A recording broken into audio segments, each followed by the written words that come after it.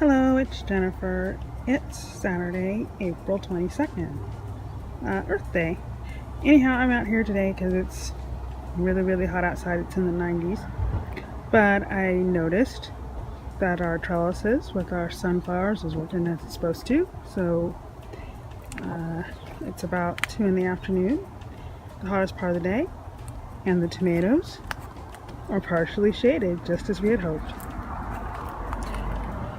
Anyhow, I missed a couple of plants in my last tomato video that I wanted to talk about, and so I will go ahead and talk about those now-ish, although maybe I'll do this later on because now I'm burning up. So I didn't get a chance to talk about this Brandywine. Well, actually I did, but somewhere along the line I lost the footage. This Brandywine was planted in late fall, and I just wanted to see whether tomatoes could grow through the winter in San Diego. And well, yeah, they can, but there were some problems. As you can see, the bottom half of this plant is mostly missing its leaves. And this plant started out as 2 plants, and you can see that at the bottom.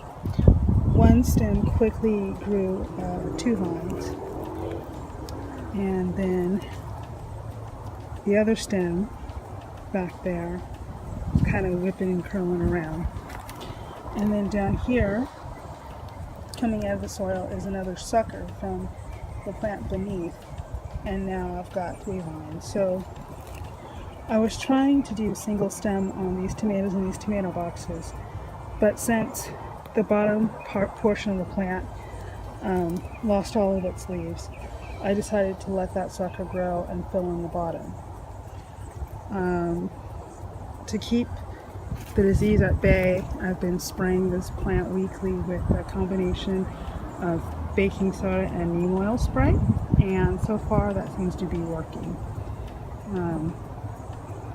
I also have to clip it to make sure that it doesn't interfere with this grape over here.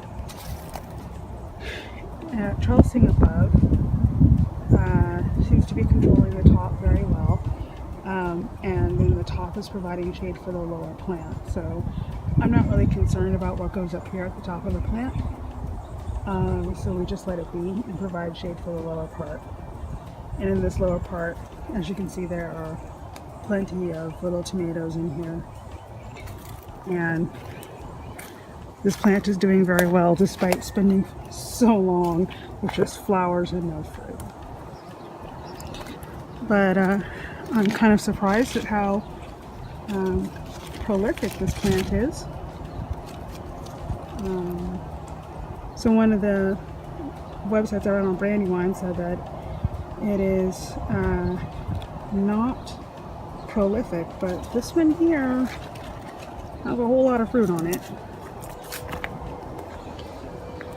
So, and then, I don't know if I can get this, but we've allowed it to grow through the trellis, and so now it's spreading up there, flowers and all. So the trellis has provided a nice way to continue to support the plant as it grows taller and taller. So this box is a little over 6 feet tall. So the plant itself is probably 6 feet now because it's raised a foot off the ground. So this is working out very well. The plant can do whatever it wants up top. I can't get up there and cut off the suckers. I still monitor suckers down here, but it depends now on whether those suckers are growing upward or outward. I allow the upward ones to grow because they'll just go through the trellis. I also wanted to talk a bit about Les's Sweet Japanese tomatoes. So these are really tasty tomatoes. Last year I was only able to get 3 of them, so 2 from one plant and 1 from another. I grew this plant last year on the other side of the yard that gets morning shade and afternoon sun. This plant here is pretty much out in the sun most of the time, but it's getting dappled shade from the trellising above. I also grew the plants last year in grow bags because I didn't have any more space for them in the raised beds I had last year. Growing them in bags didn't seem to work out very well. They were spindly, and when I finally removed the plants after gathering the tomatoes, what I found is that the top of the soil in the bag remained dry, and the bottom soil was very waterlogged and wet. But for whatever reason, the plant only put roots in the top 3 inches of the bag. So there were no roots reaching down into the bottom of the soil, and it was full of roots. I'll give you that. And so I'm not sure about these bags and, you know, the so-called air pruning and whatnot. It seems that you have to somehow make sure that the roots get to the bottom, and that means that the bottom, the roots have to touch air through the bag, and that just didn't happen for me. Even though I put them on little raised platforms, the bag bottom was always moist. And so, you know, the air pruning seemed to only happen at the top 3 inches of the bag. And so, yeah, there were roots all around, a fine net of them, and barely any soil, but beneath the 3 inches, there were no roots and a whole bunch of wet soil.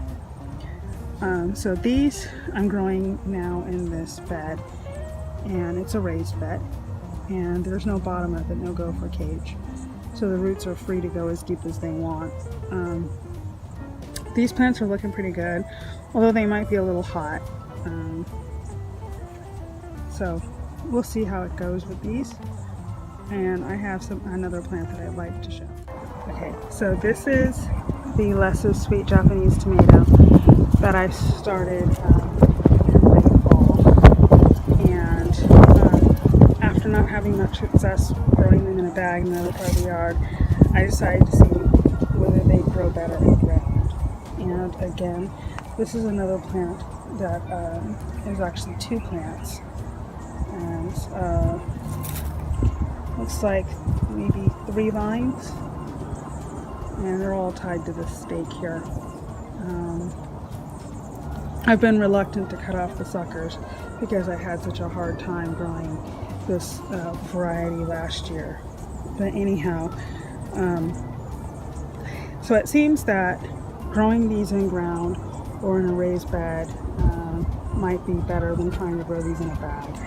So this plant is by no means spindly, and it's full of foliage, unlike last year's plant, which was very skinny, and by the time it finished producing its 2 little tomatoes, I think it had like 5 branches, 5 of these leaf branches on it. This one, on the other hand, is has lots and lots of branches. It's a very sweaty plant. And the leaves kind of droop down and seem to like create some shade and also hide the fruits. So there's fruits all in here hidden underneath the branches. And down here is a large one. And then on the back side of the plant, there's more hidden fruits back here.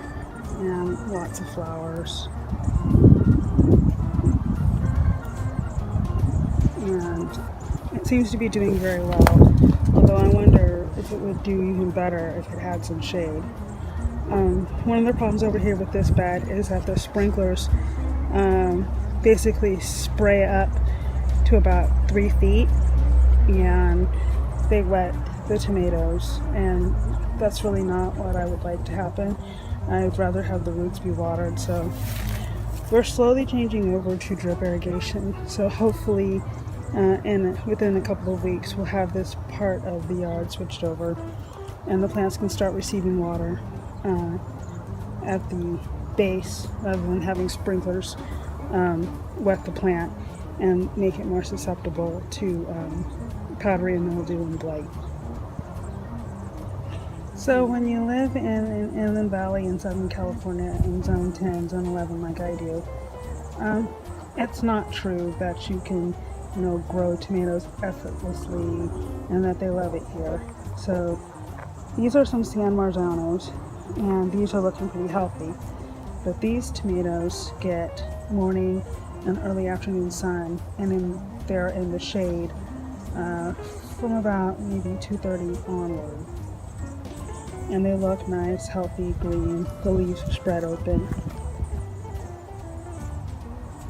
And they're relatively happy.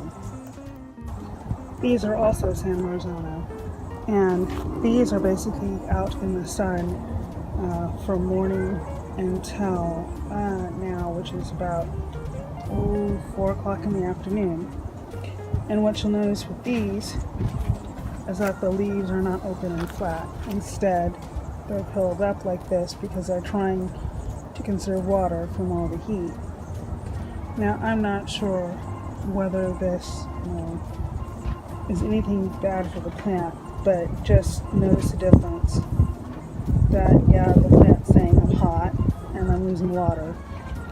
And so these I actually water twice a day, whereas the ones in the bed get watered once every other day. And as you can see, this one back here that's now shaded has opened up now that it's no longer having the sun beat down on it. Alright, this is a black crumb that I'm growing in a grow bag. I've grown black crumb before, and one of those bigger grow bags, and also in a tub. And it didn't do so well, but those grow bags were quite a bit shallower than this one here. So I think that this one is a 10-gallon grow bag. So we'll see how this one does. It already has flowers on it. It's an alright looking tomato. It's not very bright green. And the leaves are kind of pointy and kind of closed up, so I know that it's stressed by the heat some. Probably do good with some shade, but now that I've staked it, it's a little hard to shade it. I don't know. Maybe I can find another location for it that will provide some shade. I'll think on it.